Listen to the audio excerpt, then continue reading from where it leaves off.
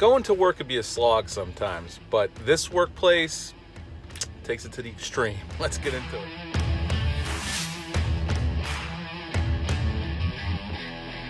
Hey, welcome back to my channel. Today we're going to talk about The Belko Experiment. This movie came out March 17th of 2017. I saw it opening weekend.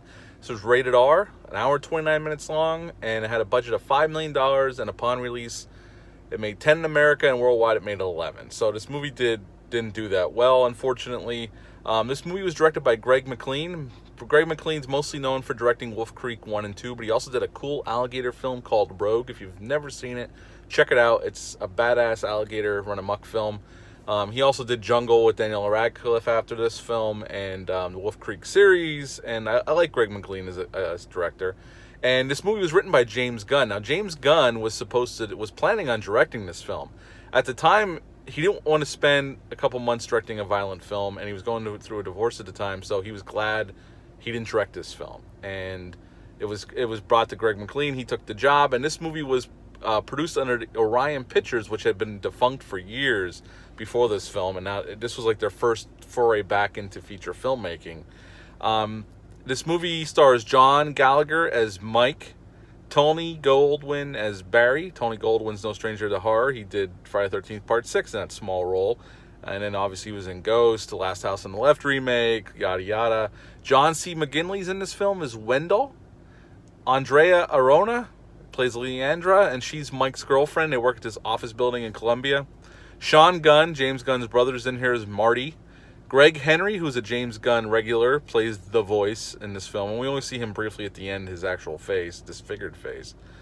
And the great Michael Rooker as Bud, another James Gunn regular, is in this film as well. And he plays kind of like the maintenance man at this building. And basically at the beginning of this film, we see all these people going to work at this office building, kind of in the middle of nowhere in the outskirts of this city in Columbia. And when they get there, right away they realize there's different guards there than normal, and they're heavily armed. And when they get in, the security guard that's usually there in the building, they ask him, and he's like, no, these are new guys. I don't know who they are, and they're not very nice. And everybody goes about their day, and we meet this new girl who's starting. It's her first day there. She wishes that she never even went to this place. And not too long after the work day starts, this voice comes over the loudspeaker telling them that they must kill 2 of their coworkers or there's going to be heavy consequences. And this one woman starts running for the doors in the lobby because she hadn't even made it fully into she's in the lobby and she hadn't gone upstairs yet. And she starts running for the doors, and all of a sudden these steel plates slam shut over all the doors and windows throughout the building. And pretty much nobody kills anybody, so all of a sudden people's heads start exploding from within. And Mike realizes that when they went down to Columbia to work at this place, they all were tagged in the back of their head with this chip so they can, because of kidnapping possibilities, so they could be found. And he realizes, oh shit, they put a small explosive in our heads. And then basically the voice comes back on and tells them that they have to kill 30 of their coworkers, or I think 60 some. I might be messing the numbers up. Or they're gonna set off these charges in 62 people's brains. So right away the divisions start to happen right away. Like Tony Goldwyn's the boss of this place, and him and Wendell, John C. McGinley's character, who already seems a little bit off to begin with as we're introduced to them in the beginning of the film, and some other guys who were ex-military guys start kind of congregating together and starting planning because they realize they can't get out of this building. And they feel like they're going to have to do whatever the voice tells them to do. And even Tony Goldwyn at one point says, well, we have to listen to our new god. And Mike is trying to keep everybody calm and reasonable, but soon people just start turning on each other and mayhem ensues. People start killing each other. And at the end of the I'm fast forwarding through things, but at the end of the film, it comes down to Mike and Barry are the last 2 left because Mike's girlfriend gets shot and she dies. And Mike kills Barry. And before this, though, Sean Gunn's character Marty, him and this other dude are kind of like the stoner dudes at work, and they spend half the time high, and they don't even believe what the hell's going on until shit really hits the fan. Well, the people that were killed by Barry, they started taking the explosives out of the back of their head, so they had like a handful of explosives on the front desk in the lobby. Mike grabs them at one point.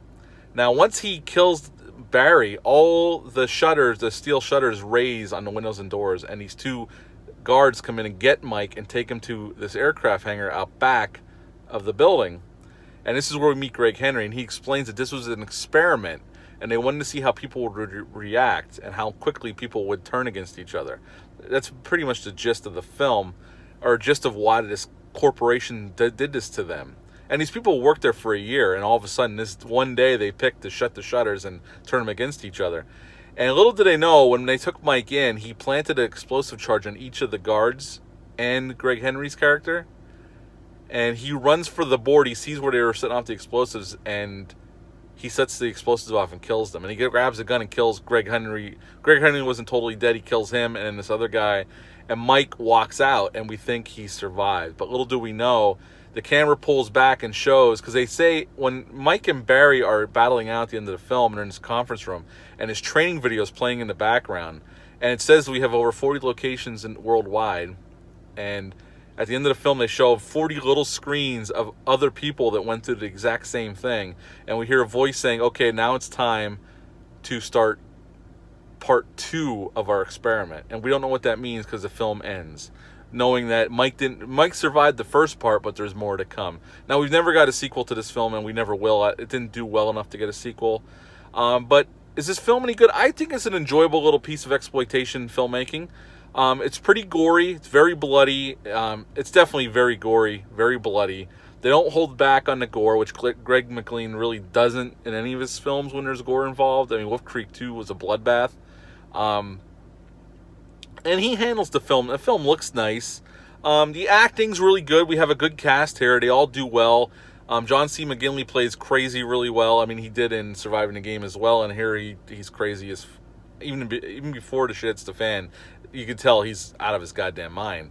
Yeah, everybody does well. There's some characters that don't need to be there. There's that new girl. She makes it through the whole film until the end, and she gets unceremoniously killed by Tony Goldwyn's character. He shoots her in the head. It's like, why the hell did she survive this long? And we kept cutting back to her, and her character doesn't matter at all. I don't know what they were trying to do with that. Maybe there was more to the script and they just cut it out, but she's totally useless. I mean, she makes it through this whole film, and in the last 15 minutes, she gets shot in the head unceremoniously and it's like, I thought her character was going to play a major role in it. She really doesn't play any role in it, other than she pops up here and there. We keep cutting back to her surviving different situations, and then she gets killed at the end anyway. But overall, if you like exploitation films like this, it's a fun film. It's a fun film to sit down and watch. Some of the deaths are pretty entertaining. It's definitely mean-spirited. But yeah, you could have fun. I would give the Belko Experiment a 7 out of 10. You can have fun with this film. Sit down and just turn your brain off and have a good time with it. The acting's good. It's directed nicely. There's some a lot of gore moments, and the story's all right. It's bare bones, but it's okay. Yeah, 7 out of 10 for the Belko Experiment. What are your thoughts on this film? Leave a comment down below. Let me know. Hit the thumbs up. Hit the subscribe button. Share this video. I greatly appreciate it. Thanks for tuning in. I'll be back next week with some more horror reviews. Take care. I'll see you later. Bye.